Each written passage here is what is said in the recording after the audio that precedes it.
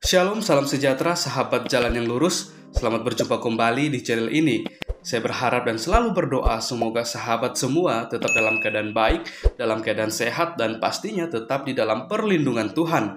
Saya juga mengucapkan banyak terima kasih kepada semua sahabat yang selalu setia untuk meluangkan waktu menonton video-video di channel ini dan juga terus mendukung perkembangan channel ini dengan mengklik tombol subscribe, like, komen, dan juga share kepada teman-teman yang lain supaya teman-teman yang lain juga boleh mendapatkan informasi seputar iman kekristenan. Kiranya Tuhan Yesus memberkati kita semua.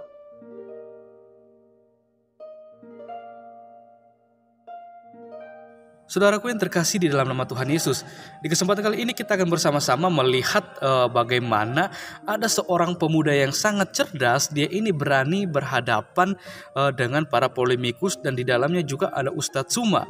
Kita akan melihat bagaimana seorang pemuda ini akan beradu argumentasi serta mematahkan setiap tuduhan-tuduhan liar yang dilontarkan oleh Ustadz Tsuma bersama dengan teman-teman polemikus yang karena mereka ini kerap kali selalu di dalam perdebatan atau diskusi membahas tentang Alkitab, sedangkan membahas tentang kitab suci mereka itu sangat minim atau kurang dan juga kadang mereka tidak mau untuk membahas hal itu. Kita akan melihat bagaimana keseruan debat dan bagaimana juga seorang pemuda cerdas ini akan mematahkan segala sesuatu yang dibawakan oleh Ustadz Tsuma dan para teman-teman polemikus. Selamat menyaksikan dan Tuhan Yesus memberkati.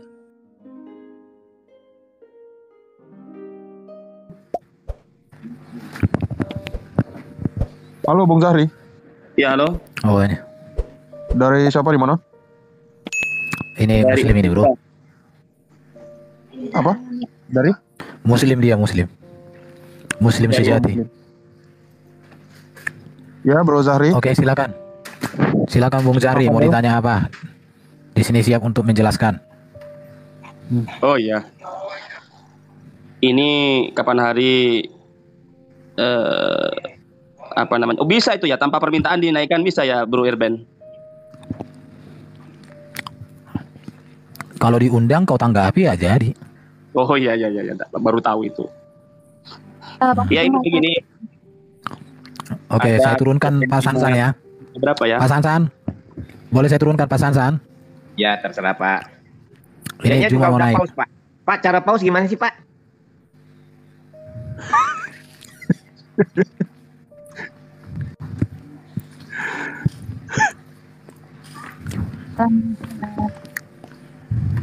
Oke. Cuma betulan kayaknya. Iya, nggak apa-apa. Kalau dia ada betulan.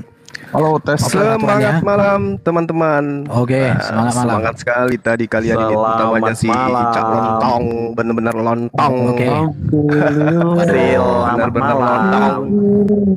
Oke, Oke, peraturannya. ya Bertanya 1 menit, menjawab 3 menit, menanggapi 3 menit, kemudian menanggapi lagi 3 menit. oke. Setuju? Kita bahas ini aja temanya, siapa pengikut iblis gitu ya. Karena dari tadi Nggak saya lihat apa-apa, kalian nggak tuh apa-apa. framing-framing Bukan. iblis, Jadi iblis, kamu dan tanya, iblis. kamu bukan. Enggak usah. Peraturannya, Kita kamu bahas bertanya, aja siapa terserah temanya. pengikut Enggak. iblis dan iblis sekarang itu berkarya di Islam atau di Kristen. Itu aja. Kalian hebat Oke, kali jadi kamu monolog tadi. bertanya, enggak. Kamu bertanya 1 menit, kita jelaskan 3 menit, kamu menyanggah Kalau 3 saya sih nggak menit, perlu. Kita kemudian bahas kita tentang menjelaskan iblis 3 aja. menit. Oke, Siapa kalau pengikut kamu tidak mau, kamu iblis, keluar. Islam atau Kristen? Kalau kamu tidak mau, kamu keluar. Kenapa takut? Bukan, nggak ada yang takut. Kita mau ada aturan. Supaya ketahuan, iblis sekarang pensiun dan ajarannya itu diamanahkan ke Islam atau ke Kristen. Gitu loh. Ayo, berani nggak? Enggak lah, enggak. Yang ketahuan iblis yang ngajarin nyembah manusia, iblisnya pensiun. Bukan. Ayo. Kalau kita mau Saya calon bahas dong, ayo, satu kita pengikut bahas itu. ajaran iblis, nanti kalau kita bilang kamu pengikut ajaran iblis, pengikutmu di bawah sana laporkan kita ke polisi. Lah, buktikan aja kalau kami Iya. pengikut iblis, buktikan Enggak. berdasarkan ayat suci Bukan. Al-Quran. Saya pun Iya. akan membuktikan Enggak. bahwa Iblis- kalianlah pengikut iblis itu. Iblis Gimana? tuh ngeri, iblis tuh ngeri bro. Iya Ngeri, betul, bro. ngeri, Nggak ngajarin usah, nyembah nggak usah, sesamanya nggak usah. manusia. Itu iblis. Oke. Oke? Oke. Berani nggak kalian bahas itu? Cuma bisa. Enggak. Bisa enggak. dong. Kamu Kenapa bertanya, Hmm. kamu bertanya topik apa saja. Saya kita tidak perlu menjawab. bertanya. Kita bahas Oke. aja, kita buktikan, kita paparkan bahwa Enggak. masing-masing Bro, kayak apa? agama Bro kayak apa? ya, harus memperjuangkan keyakinannya Bro, bahwa kayak apa yang temanya diamalkan itu bukan ajaran membuat iblis. kita nanti bisa digulung ke kantor polisi, bro. Jadi saya Loh, pikir enggak. Kalau bagus kebenaran topiknya. yang Anda sampaikan bukan fitnah, bukan Enggak. hujatan, bukan penistaan, Rahasia PLO menyampaikan Oke. benar kok datanya dilaporkan. bagaimana dia mau benar? Sementara dia nggak bisa bahasa daripada original teks kitab kami. Dia nggak bisa tafsir, dia nggak bisa nahu sorot, dia nggak bisa nahu. Arab Nggak bisa aja Arab. bro. Saya mau dengan Cak Lontong ini yang mulutnya tadi besar sampai di kuping gitu loh. Saya pingin supaya dia sadar bahwa ajarannya inilah yang kemudian menjadi tempat jangan istirahat bahas iblis. tema itu bro. Bro bisa masuk penjara bro kalau bahas tema kayak gitu. Loh tadi kalian Saya menolak ngerti. itu saya live-kan loh. Saya live-kan loh kalian. Enggak, Katanya kalau- iblisnya 600 tahun kemudian katanya. Justru iblis itu datang memproklamirkan Yesus itu anak Tuhan. Dan kalian aminkan. Oke. Tuhan kok punya anak. Lagian kamu bro cuma, halo. Ayo Cak Lontong, mari kita bahas. Kalau kalian punya nyali, mari kita buktikan bahwa Islam kah atau Kristen tempat Kita bertinggalnya nggak bahas setan itu. itu iblis itu. Nanti Mari. kalau kamu mau bahas itu, kamu bahas itu dengan Sofiatul karena dia di luar. Oh, Sofianto adalah manusia yang paling takut dengan saya. Dia tahu persis kalau saya itu tahu kartu matinya. Tahu dia. Makanya dimanapun dia pergi, kalau saya ada langsung dia lari seperti larinya pencuri ayam. Lari sekencang Oke, kencangnya. bersedia Sofianto. nggak? Kita pakai timer seperti itu. Ya, kita bahas tentang Ya. di mana iblis itu sekarang bertengger, Enggak. di Islam atau di Kristen. 3 menit. Oke. Ya. Lagian Oke. ini bro Erben, ada ayat di Bible itu ada ayat yang menyatakan bahwa ada yang suka pada ajaran nabi palsu, itu ada ayatnya. Dijelaskan di Iya. Yeremia 5:31 itu jelas siapa umat yang Ya udah kalian tanya aja, kalian tanya. Ya. Kalau kalian mau bertanya, kita jawab. Kalian sanggah 3 menit, kita sanggah. Baru nanti kita juga bertanya tentang Islam 1 menit, kalian jawab 3 menit. Kemudian kita menyanggah dengan data, kalian sanggah. Di sesi Kalau- berikut kalau apakah saya- pertanyaan yang kalau sama mau saya- diulangi? Silakan. Anda sudah Kalau paham enggak Bible. usah, enggak usah. Oke, masing-masing Nggak kita usah. sudah paham kitab suci. Nah, sekarang kita buktikan Enggak, aja kamu bahwa kita iblis mau itu buktikan sekarang kamu paham apa berkarya enggak. di mana? Kenapa kalian takut? Ya, Iblis itu pasti sekarang kalau berkarya di di Kristen itu mana gitu. iblis itu segala perilaku, hidup dan ajaran yang tidak sama dengan Yesus itu ajaran iblis. Betul. Nah, pintar kamu Ya Erben. sudah. Nah, apa yang sama ajaran Yesus dengan ajaran Kristen? Enggak. Oke, sekarang oke, sudah. Yesus Pertanyaan itu ya. ajarkan apa? Kristus Rahel, ajarkan Rahel apa? di timer ya. Oke, di timer. Pertanyaannya itu ya. Oke, 1 menit pertanyaannya. Oke, diulangi pertanyaannya, Bro, biar kita jawab. Silakan dibuka mic-nya. Silakan Iya. Juma, silakan buat pertanyaan 1 menit, nanti kita jawab. Kamu Oke. bisa bantah jawaban kita. Baik. Bila penting pakai data. Oke. Tunjukkan kepada saya di dalam kitabnya orang Yahudi bahwa hukum Taurat itu adalah kutukan. 1. Sehingga harus ada yang menjadi korban di atas kayu salib. Tunjukkan kepada saya. Karena kenapa? Paulus mengatakan pendiri agamamu bahwa Taurat itu adalah sampah. Taurat itu adalah sengat maut. Taurat itu adalah kutukan. Tunjukkan kepada saya data di dalam kitabnya orang Yahudi, meskipun hanya terjemahan Septuaginta yang kemudian diterjemahkan ke dalam bahasa-bahasa lain, termasuk bahasa Indonesia, yang mengatakan bahwa hukum Tuhan yang datang kepada Nabi Musa itu adalah kutukan bagi manusia. Kalau tidak, berarti jelas iblislah yang menjadi bapakmu dan kamu ingin melakukan keinginan-keinginan bapakmu. Itu yang harus kita tegakkan malam ini. Siapa yang mengikuti dan siapa yang bapaknya adalah iblis. Silakan. 1 menit lagi. Silakan Pak Erben. Silakan Bentar ya. bebas yang mau menjawab. Bebas. Pakai keluaran boleh. Kejadian boleh. Gini dulu bro, kita jawab dia dengan jelas dikatakan iblis itu adalah bapak para pendusta. Yang pendusta itu datangnya cuma hanya mencuri dan membunuh. Apa pertanyaan dia tadi tentang Injil itu yang menggambarkan Injil yang selain yang Tunjukkan aja di dalam kitab Taurat. Aduh, Di perjanjian lama. Oke. Oke. Oke, sebentar. Lontong. Sebentar ya. Tunjukkan seperti pitnahan agamamu yang mengatakan perintah-perintah Tuhan itu adalah kutukan. Mana? Tunjukkan. Dibuka Galatia 1. Galatia 1. Galatia 1 Ini kayaknya berjalan, Pak. Galatia 1 itu justru itulah yang saya katakan iblisnya pensiun. Ada yang mewakili gitu. Oke, bentar, pengen lontong. Galatia 1, apa kamu nggak malu kalau Galatia? disanggah ditambah 1 menit. Lontong. Kalau disanggah ketika sudah menjawab itu ditambah 1 menit. Saya tanya tentang Supaya kitabnya terjawab. orang Yahudi, meskipun tinggal sisa-sisanya. Nanti Kok Galatia yang kamu bawa? Mana sih lo? Kita Cuma sampaikan ini waktunya dulu. jawab. Sebentar ya, Pak Juma ya. Ya jawab dong, yang benar cara jawabnya dong. Jangan nangis cara jawabnya gitu loh. Siapa yang menyampaikan Injil palsu itu adalah sang iblis itu sendiri yang tidak menyampaikan Injil. Loh, pertanyaan saya apa, Lontong? Lontong, pertanyaan saya apa? Dulu. Aduh, didiamkan dulu, tenang dulu. Lontong, dasar lontong. Bentar dulu kamu sebelum jawab. Pertanyaan saya apa? Percuma kalian undang saya ke sini. Kalau ternyata di antara kalian tidak ada yang berilmu. Bisa jelaskan, Bro? Iya, jelaskan pertanyaan saya. Buktikan di dalam perjanjian lama bahwasanya bahwa hukum Tuhan itu adalah kutukan yang harus dihilangkan kutukan itu dengan darah anak manusia. Silakan. Sebentar dulu, Bro. Jadi sebelum ke sana gitu loh, Bro. Tadi kan dikatakan. Sebelum ke sana, emang lu mau kemana? Dasar lontong lu. Sebentar dulu. Calontong. Justin Peter bisa menjawab, Bro, biar aku lapis bajamu keluarin semua. Calontong tenang dulu ya. Oke, silakan Bro Justin. Bro Justin apa aku? Bro, boleh silakan, bebas. Oh iya, kalian dua lagi waktu aja. Bersamaan langsung dua juga boleh. Calontong. Oke. Silakan. 3 menit dimulai dari sekarang ya. 3 menit dimulai dari sekarang. Silakan Pak Justin. Pertanyaannya apa ya? Pertanyaannya. Ya, pertanyaannya tunjukkan di dalam ajaran Musa bahwa aturan dan ketetapan Tuhan itu adalah kutukan yang harus ditebus dengan matinya seorang anak manusia sematawayang yang kalian kemudian lantik menjadi Tuhan bernama Yesus dengan mati secara terkutuk di atas tiang salib. Bahkan Paulus mengatakan hukum Taurat itu adalah sampah. Di mana hukum Tuhan, ketetapan Tuhan yang datang kepada Bani Israel itu diajarkan, dinubuatkan bahwa itu adalah sampah, itu adalah kutukan untuk manusia. Silakan. Di mana dikatakan Paulus sampah? Bro. Siapa nih yang bertanya? Lontong aja nama lo, banyak cerita, ternyata kamu gak ada ilmu ya. Filipi 3 nomor 8, hukum Taurat itu adalah sampah, telan itu. Cak Lontong, sorry ya, kita juga jangan menjawab seperti Muslim. Mohon maaf nih, tanpa mengurangi rasa hormat.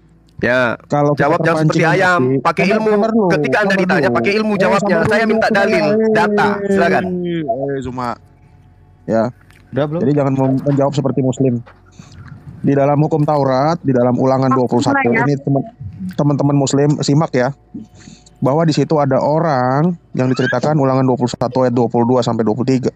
Di situ apabila seorang yang berbuat dosa sepadan dengan hukuman mati, lalu ia dihukum mati, kemudian kau gantung dia kepada sebuah tiang. Nah, maka janganlah mayatnya dibiarkan semalam-malaman pada tiang itu, tetapi engkau harus menguburkan dia pada hari itu juga. Nah, ini kenapa Muslim menguburkan langsung di hari itu juga ya? Karena ikut-ikutan tentang Kristus yang disalib. Sebab seorang yang digantung terkutuk oleh Allah. Janganlah engkau menajiskan tanah yang diberikan Tuhan Allahmu kepadamu menjadi milik pusakamu. Nah, itulah kenapa kutuk itu bisa mematahkan dosa. Karena apa? Karena Yesus itu adalah manusia yang tidak berdosa, suci. Sehingga pada saat dia mati di kayu salib, dia mati bukan dicabut nyawanya, tapi dia menyerahkan nyawanya untuk menerimanya kembali. Sehingga yang terkena oleh kutuk itu adalah dosa itu sendiri yang ditanggung oleh dia. Nah, dosa yang tanggung di mana? Kita bisa lihat dalam Alkitab bahwa Yesus itu menanggung segala dosa dunia. Nah, sehingga kutuk yang ada dalam kitab Taurat ini yang diceritakan kutuk oleh Allah itu menyambar dosa-dosa manusia, sehingga kutuk menyambar dosa. Nah, bukan menyambar nyawa ya, bukan mengambil nyawa, bukan. Karena kejadian ini juga menggambarkan apa yang terjadi sewaktu orang Mesir, anak sulungnya diambil nyawanya. Silakan dilanjutkan Bro Justin. Kalau salah mohon dikoreksi ya, Bro Justin. Thank you. Bro Justin masih ada waktu 1 menit. 1 menit lagi, silakan. Ya, ini sudah tugas kita ya mengedukasi teman-teman Muslim karena memang kesinambungan antara Islam dengan Kristen itu Yahudi itu tidak ada. Kristen dan Yahudi pada posisi yang sama, memandang hukum Taurat adalah kudus.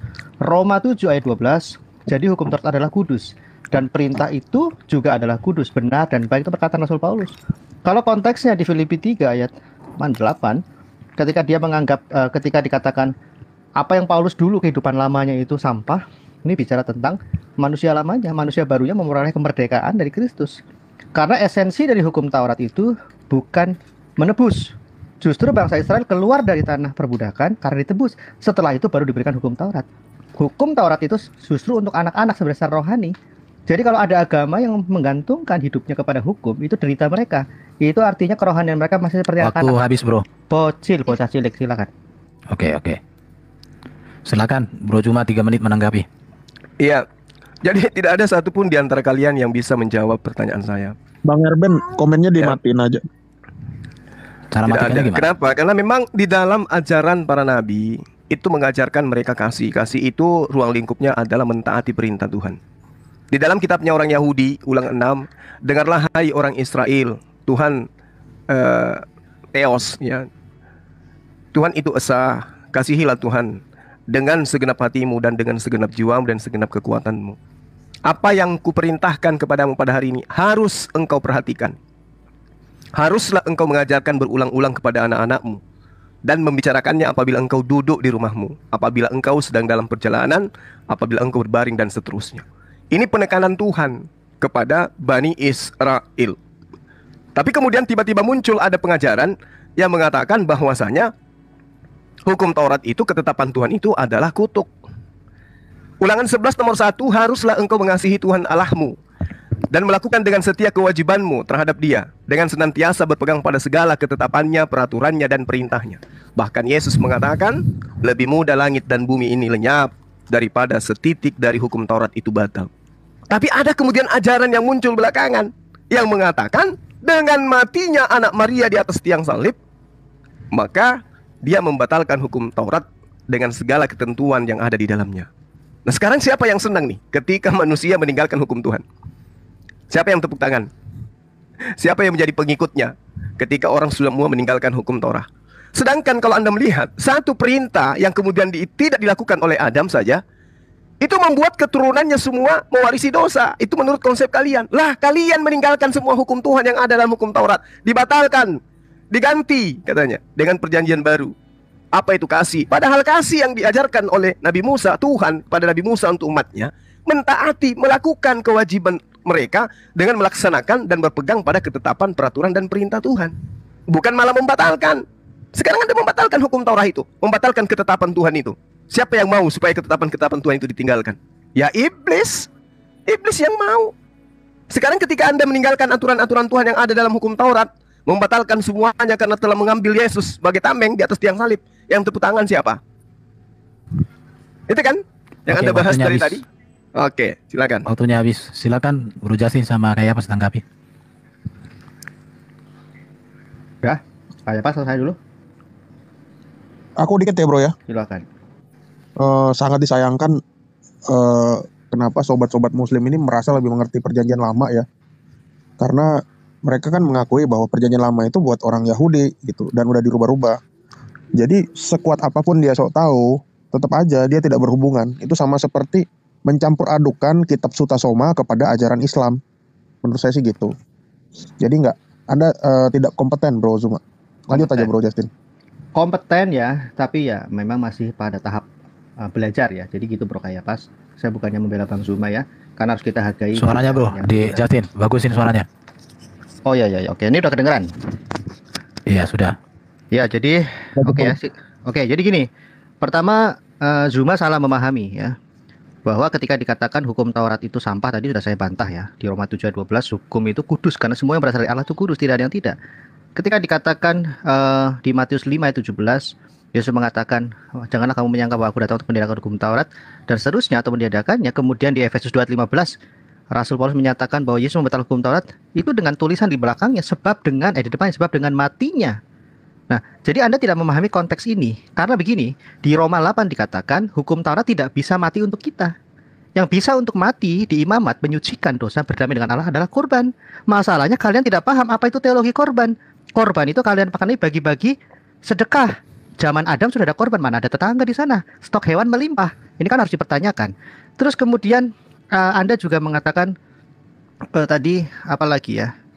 Selain moderator bisa ingatkan tadi? Oh ya, kasih. Bicara kasih ya. Ulangan 6 ayat 5 dikatakan kasihilah Tuhan Allahmu. Imamat 19 ayat 18 bicara tentang mengasihi sama manusia.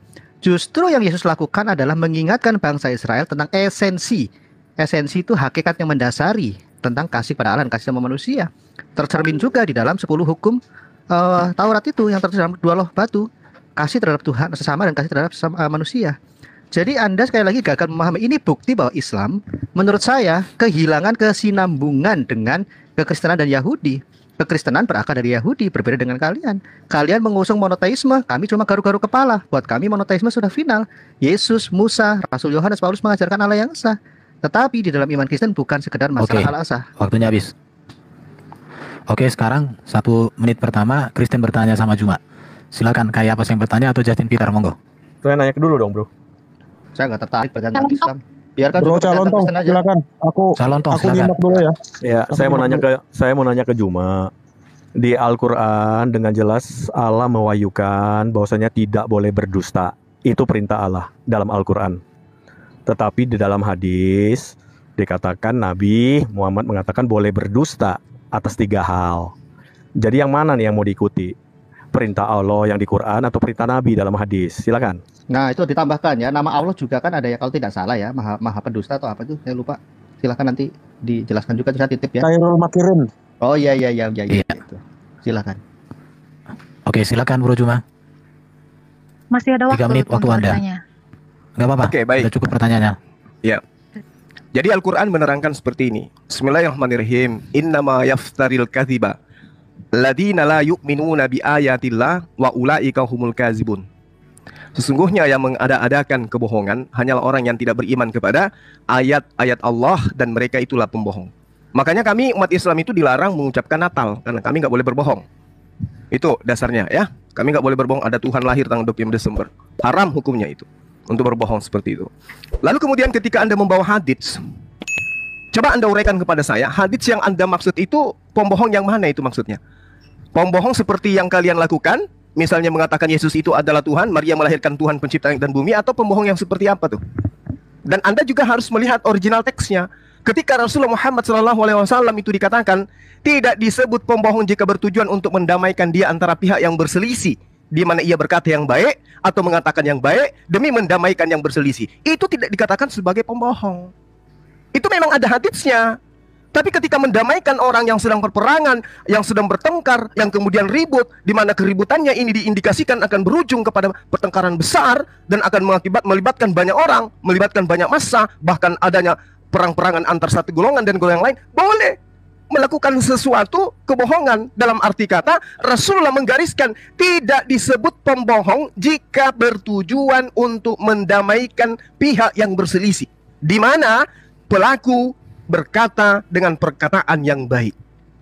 Nah, itu yang diterangkan oleh hadis Rasulullah Muhammad SAW. Berbeda dengan kebohongan yang diharamkan. Ya, Rasulullah Muhammad SAW itu dikatakan bahwa dusta dan bohong itu kedudukannya tetap haram.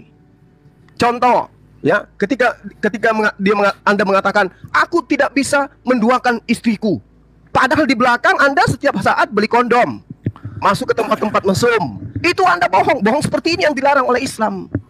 Oke. Lalu kemudian ketika berbicara mengenai konsep kebohongan, Al-Quran sudah menggariskan. Berarti Anda sudah harus tahu di situ. Innama yaftaril kaziba alladzina la yu'minuna bi ayatillah.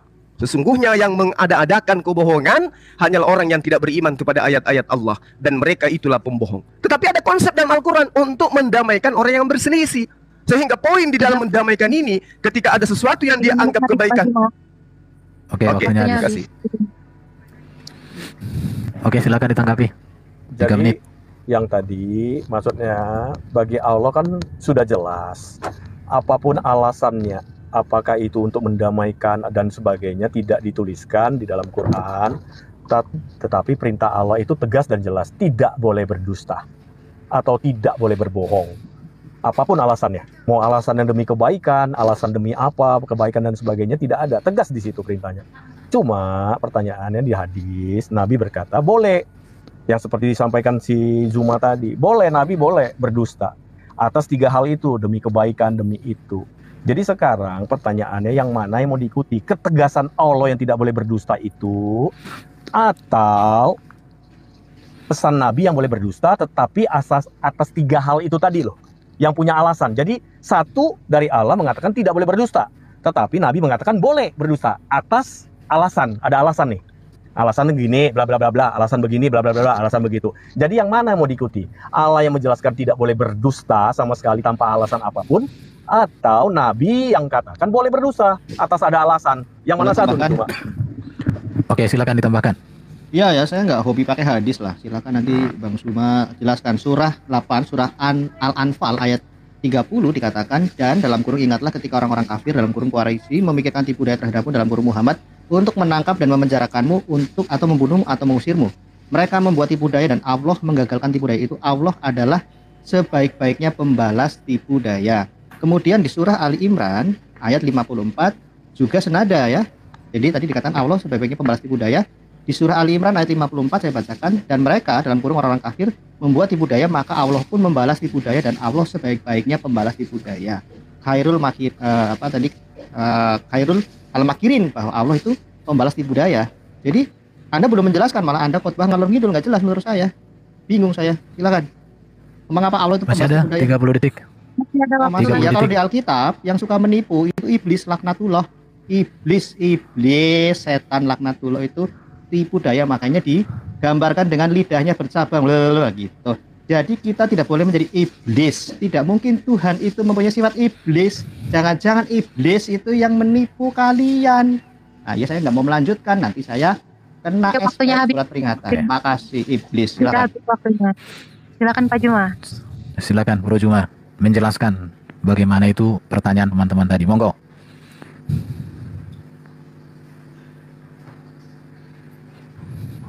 Halo, silakan buka mic-mu. Oke. Tadi belum menjawab pertanyaan Pak Cawonto. Ya.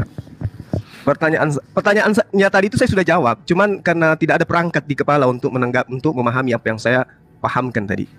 Larangan Allah kemudian untuk berbohong, nggak boleh berbohong. Tetapi ada pengecualian ketika kebohongan itu kemudian yang dimaksud adalah tauriyah. Tauriyah itu seperti misalnya membuat hatinya istri senang, misalnya engkau yang wanita yang paling cantik gitu. Padahal jelas-jelas istrinya jelek. Apakah itu boleh? Boleh. Itu yang dimaksud oleh Rasulullah. Tapi lagi-lagi Anda nggak akan pernah paham, gitu ya. Lalu kemudian saudara siapa Edo? Anda menuduh Allah itu adalah suka tipu daya. Padahal sebentar moderator, tolong diingatkan, saya bacakan ayat. Anda jangan bacakan ayat, baca ayat tapi tadi Anda mengatakan Allah itu Allah itu adalah tipu daya. Jangan. Oke, saya bacakan ayatnya ya, Edo ya. Saya bacakan ayatnya ya. Ayatnya berbunyi wa demikian. is yamkuru bikal ladina kafaru liyasbituka au yaqtuluka. Dan ingatlah ketika orang-orang kafir memikirkan tipu daya. Jadi ada sebab terhadapmu Muhammad untuk menangkap dan memenjarakan kamu dan untuk membunuhmu atau mengusirmu. Maka mereka membuat tipu daya. Orang-orang kafir ini membuat tipu daya, dan Allah menggagalkan tipu daya itu. Anda nggak baca di situ ya? Kenapa membalas? Surat apa tadi Bro Justin? Aduh. Wayamkuruna wayamkurullah. Allah menggagalkan tipu daya itu, dan adalah Allah sebaik-baik pembalas tipu daya. Gitu ya? Nah, dia membalas tipu daya. Oke? Siapa yang menipu di sini? Allah tadi sebaik-baiknya pembalas. Di mana Allah menipu? Di mana Allah menipu? Kalimat terakhir, karena Allah kalimat terakhir itu dia membalas keburukan. Dia membalas kejahatan. Apa kejahatannya? Tipu daya. Bro, biar saya tunjukkan. Silakan. Al-Anfal ayat 30. Allah wallahu khairul makirin. Allah adalah sebaik-baiknya pembalas tipu daya. Penjara adalah sebaik-baiknya pembalas kejahatan. Oke? 8 Pak Irfan ayat 30. 8 ayat kalian itu ya. 30. Ayat 30. Ya, silakan Anda pretelin terjemahan, silakan. Kemudian Anda mengambil Ali Imran ayat 54. Wa makaru wa makarallah wallahu khairul makirin. Dan mereka orang-orang kafir membuat tipu daya. Maka Allah pun membalas tipu daya mereka, dan Allah sebaik-baik pembalas tipu daya. Apa yang jadi permasalahan di situ? Waktu habis. Kalau kamu itu mencuri, maka pembalasannya akan kau dapatkan dicuri. Enggak ada masalah. Saya minta Anda baca saja. Waktu habis. Enggak apa-apa, kasih bonus 2 tahun. Sekarang silakan. Kotakmu yang enggak nyampe. Sesi kedua. Kebanyakan kelamaan jumlah manusia soalnya. Saya yang bertanya. Silakan. Silakan. Dirimu bertanya. Pertanyaan saya yang tadi yang pertama ya, yang membuat kalian kelabakan tidak bisa menjawab.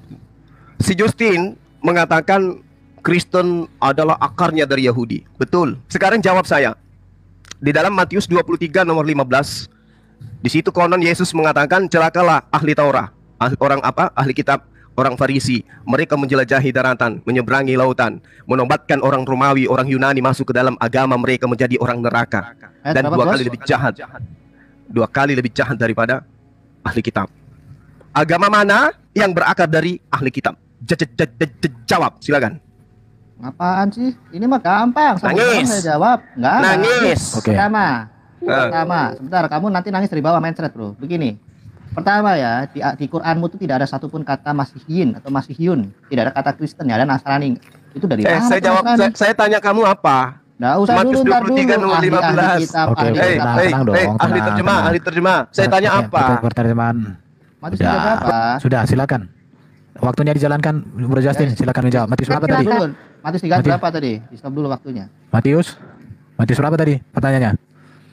Bagaimana Halo, kalian mau bisa tahu? juga. Kitabmu aja kalian tidak Matius ngerti. berapa? Udah tutup Bukan, aja Matius kumanya kau berapa? nggak paham. Oh, Matius kamu- Agama berapa? yang dibentuk akar daripada Bukan, agama Matius. Anda itu ahli Taurat. Oke, Saya Matius tanya berapa? kepada kamu, Matius agama berapa? apa yang berakal dari Matius ahli apa? Taurat? Silakan. Oke, Matius berapa? Tanya si Edo itu udah paham dia. Pertama begini ya. Bukan. Kami bukan penghafal Alkitab. Ada 36.000 ayat, beda di tempatmu 6.000 ayat dan ada yang dimakan kambing katanya. Kami bukan masalah. Jadi gini, Bro ya. Agama, tadi kamu mengatakan ahli kitab, ahli Taurat. Itu kamu tidak paham itu apa ahli Taurat. Semua yang di kitab suci kami itu jelas berkesinambungan. Ketika orang Kristen, kekristenan hadir, itu kami jantan, jantan, laki banget. Pertanyaan saya, Kami Tuyul, tidak. jawab Tuyul. Tuyul, agama mana? Biarin. Ini ditambah 1 menit ya, ditambah 1 menit. Alhamdulillah. Pertanyaan lagi, saya nggak usah Bro ngibul kau Edo. Edo ilmu tipis. Udah. Nanti saya mau nyanyi Apa lagi. yang berakar Silakan, dari Bro ahli Taurat? Silakan. Kamu suka bohong. Apa pertanyaannya? Tadi agama mana yang berakar dari ahli Taurat? Aduh, ini pertama ya. Baik Yahudi maupun Kristen tidak sedang pada misi membuat agama seperti yang kalian bangga-banggakan itu, tidak. Bahkan Nabi Adam pun katanya punya agama. Adam pun itu disebut nabi. Tadi Nggak kau nyebut masalah, agamamu itu akarnya dari Sebentar. Yahudi loh. Sebentar. Mulai nangis ini Ini orang. lagi Saya bicara dijawab dari gimana sih ini? Iya, masalahnya pertanyaan saya apa? Bukan, iya kan waktunya masih jalan. Kamu bibirnya Pertanyaan tuh kayak saya, mulut pantat agama ayam mana, sih. ajaran mana yang berakar dari nangis Edo Mulutmu kau. itu mulut jangan mulut pantat ayam dong di sini. Iya ya. Kecuali kalau kau ayam, baru mulutmu pantat ayam boleh. Tapi kalau kamu seorang guru Bro, kalian ini kan itu orang kamu hebat gimana? semua. Pertanyaannya Bukan. saya kan jelas. Kok bukan, masih ada 3 menit. Masih ada 3 menit. jawabannya untuk malah dijawab. curhat si Edo ini. Oke, saya jawab nanti ya. Apa? Siapa? Pak Jumpan. Calon Tong, kamu dulu jadi moderator ya. Aku mute nanti kalau apa. Oke. Boleh. Pertanyaanmu Aku apa? lagi driving bro. Bro. Aku lagi driving. Cuma maksudnya pertanyaanku Oh. tadi masih belum selesai. Udah. Jangan dulu ke situ, jangan ke situ lagi. Aduh. Udah. Jangan ulang. Ini udah sisi yang baru. Jawaban Bro Justin calon langsung Tong. jawab saja. Oh iya. Oke. Oke, saya menggunakan Silakan. waktu saya bebas ya. Yang jelas saya ingin menyanyikan untuk Iya. Calon Tong. Jangan suka bohong. Kita nggak boleh bohong Calon Tong. Oke? Karena bohong itu sifat urar. Ya, makanya jangan bohong. Ini Tunjukkan kok nggak bisa jawaban saya. diam. Jawaban. Kamu mulutnya ini mulutnya kok mulut pantat Ya ayam sih, pertanyaan gimana saya kamu? mana? Saya Ya pikir udah, kalian tenang, itu 3 anak. menit ada. Ini Nah, anak 3 yang menit siapa ada dengan waktunya, roh-roh? jawab. Jawab sesuai dengan pertanyaan. Cuma di mute dulu. Ini Pertanyaan Ini saya waktunya, apa, 3 Mas? menit. Yang kejam. Oke, nanti ya. Bro Justin, gunakan 3 menit. Oke, siap 3 menit. Oke, Saya ikut. nanti- Boleh Pak Erban ya. Jadi gini ya, kita melawan gurunda yang agung ya. Jadi saya butuh bantuan ini karena saya tidak mampu. Jadi gini ya, kekristenan itu, bahkan kata Kristen sendiri bukan berasal dari Yesus. Karena Kristen itu pelabelan dari orang-orang sekitar dan itu sah-sah saja. Bahkan ketika Rasul Paulus disidang oleh Felix begitu ya, dia mengatakan bahwa ketika dia dituduh sebagai orang Nasrani, dia mengatakan tidak mengaminkan, tetapi mengatakan dia pengikut jalan Tuhan, ten hodon gitu ya. Nah itu yang pertama harus ketahui. Tapi orang Kristen juga tidak alergi dengan pelabelan seperti itu. Karena Kristen artinya pengikut Kristus dan itu sangat baik. Karena pusatnya adalah Kristus, kristosentris, berpusat pada Kristus. Kristus itu yang diurapi juru selamat, bukan Pertanyaan saya pemusat. apa, weh? Dan Edo. Yesus Kristus Agama apa? mana? Nah, Jumat. Pak Jumat, Ini- tenang. ini Pak kok- Jumat kok- diam dulu. Ampun. tidak punya adab ya. Nggak punya adab, kamu yang Iya, nggak punya. ada.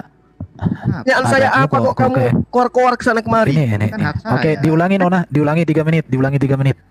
Ini 3 menit, kewajibanmu ulang lagi. menjawab Oke, sesuai bukan. dengan pertanyaan. Oke, ditambah, ulangi 3 menit. Silakan Bro Justin. 3 menit. Kan Silakan. kamu bertanya baru 1 kali, orang Kristen menjawab. Nanti kau menyanggah aja kok sanggah. Atau mau direvisi pertanyaannya, mungkin kamu menyesal, betul. Pakai pertanyaan itu. Enggak, ya Ini saya udah jawab. ada peringatan samamu. Bang Juma ditandai karena perundungan, pelecehan, pelanggaran berulang dapat membuat dihapus dari live. Hapus. Pak Juma tenang dulu ya, Pak Juma ya, biar Udah dijawab. dihapus. Silakan Pak Jaki. Iya. Udah, jawab aja bro. Udah dihapus Baik. dia. Baik ya. Makasih Pak Erba dan makasih TikTok ya yang sangat tegas sehingga tadi diperingatin oleh TikTok ya, bukan oleh saya. Jadi tadi jelas ya latar Diperingati dari TikTok, jadi dihapus. Iya, hapus saja, betul. Nanti dia masuk lagi pakai yang akun yang lain. Jadi Saudaraku yang terkasih dalam nama Tuhan Yesus, kita bersama-sama telah menyaksikan bagaimana keberlangsungan serta keseruan diskusi atau debat antara seorang pemuda Kristen atau apologet Kristen melawan dengan teman-teman para polemikus yang di dalamnya ada Ustadz Suma. Dan kita juga bisa melihat bagaimana dengan luar biasanya seorang pemuda Kristen ini, dia bisa mematahkan setiap tuduhan-tuduhan liar dari teman-teman polemikus dan juga Ustadz Suma.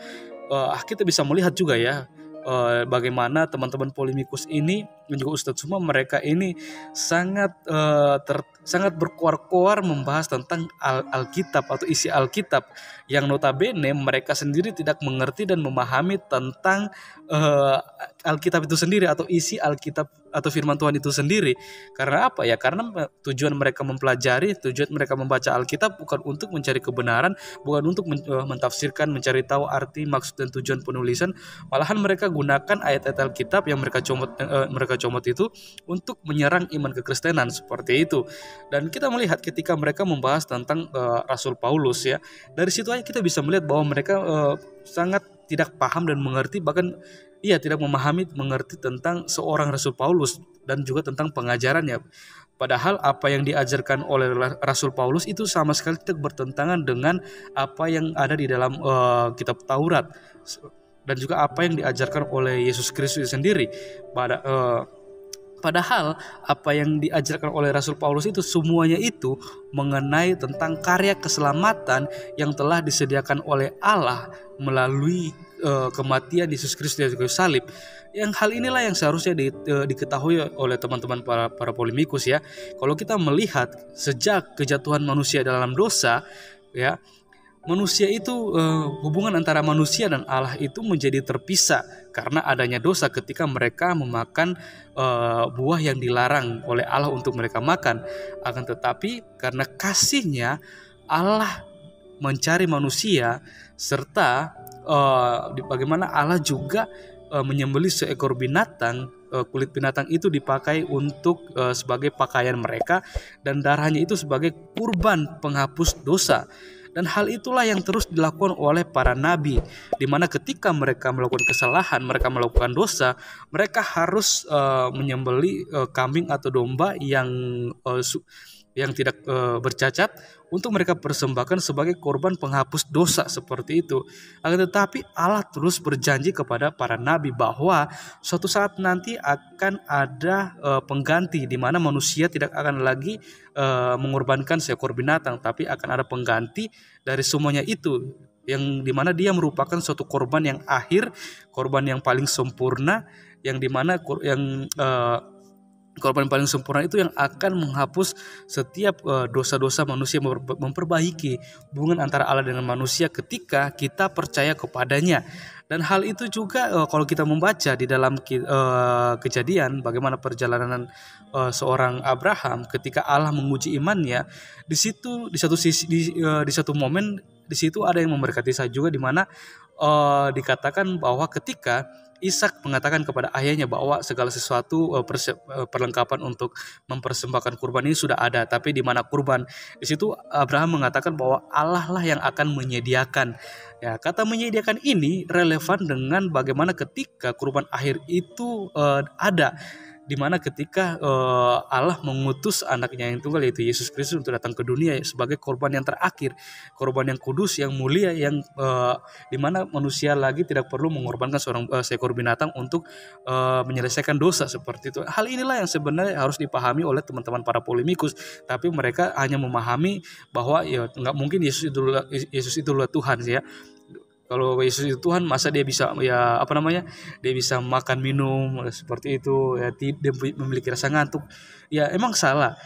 Yang perlu diketahui oleh teman-teman polemikus, hanya ada satu Tuhan yang mau menjadi manusia, Karena apa? Karena di zaman sekarang banyak manusia yang mau jadi sama seperti Tuhan seperti itu. Ya kita hanya bisa berdoa ya supaya teman-teman polemikus ini mereka bisa dibukakan matanya, hati dan pikirannya supaya mereka bisa menerima dan melihat kebenaran yang sejati yang ditemukan dalam Yesus Kristus. Oke teman-teman, mungkin sekian video dari saya di hari ini. Sampai berjumpa di video saya yang selanjutnya dan Tuhan Yesus memberkati kita semua.